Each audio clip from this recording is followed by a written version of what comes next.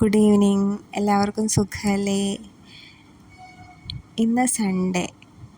ഇന്ന് ഞാനും അമ്മയും മാത്രമേ ഉള്ളൂ കേട്ടോ ഹോസ്പിറ്റലിൽ.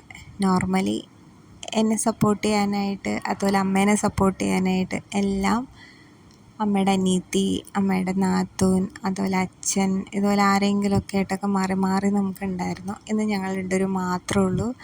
അപ്പോൾ അതുകൊണ്ട് ഞങ്ങൾ കിട്ടുന്ന സമയത്തൊക്കെ ഞങ്ങൾ നടക്കുകയും എക്സസൈസ് ചെയ്യുകയും എല്ലാം ചെയ്ത് നമ്മളിങ്ങനെ ടൈം വെച്ച് സെറ്റ് ചെയ്തിട്ടാണ് എക്സസൈസ് എല്ലാം ചെയ്യുന്നത്. പിന്നെ അതുപോലെ ഇടയ്ക്ക് വന്നിട്ട് ഫിസിയോതെറാപ്പിസ്റ്റ് വന്ന് നമ്മളെ കൊണ്ട് എക്സസൈസ് ചെയ്യിക്കും. അപ്പോൾ ആദ്യമൊന്നും അമ്മയുടെ കാല് ഇത്രയൊന്നും വഴങ്ങില്ലായിരുന്നു. കണ്ടിന്യൂസ് ആയിട്ടുള്ള എക്സസൈസും പിന്നെ അവരുടെ ഒരു മോട്ടിവേഷനും എല്ലാമാണ് നമുക്ക് ആ ഒരു ഫ്ലെക്സിബിലിറ്റി എല്ലാം വരുന്നത്. ഓരോ പ്രാവശ്യം ചെയ്യുമ്പോഴത്തേക്കും അവരിങ്ങനെ ഗുഡ് നന്നായിട്ടുണ്ട്, നന്നായി വരുന്നുണ്ട്.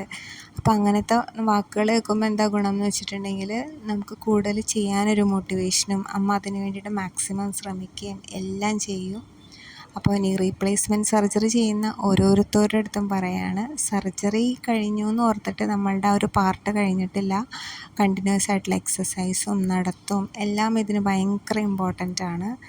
അപ്പം എല്ലാവരും മനസ്സും അതുപോലെ നല്ല സ്ട്രെങ്തനിങ് ആയിരിക്കണം. പലപ്പോഴും നമുക്കിങ്ങനെ വേദനയൊക്കെ എടുക്കുമ്പോൾ എന്നീ വേദന അവസാനിക്കും അങ്ങനെയൊക്കെ ചിലപ്പോൾ ഇങ്ങനെ മനസ്സ് മടുക്കും ചില സമയങ്ങളിലൊക്കെ. പക്ഷേ മനസ്സൊക്കെ ഭയങ്കര പവർഫുള്ളാക്കി ഒരു 1 മന്ത് എന്തായാലും നമുക്കിതിൻ്റെ ഒരു പെയിൻ ഉണ്ടാകും.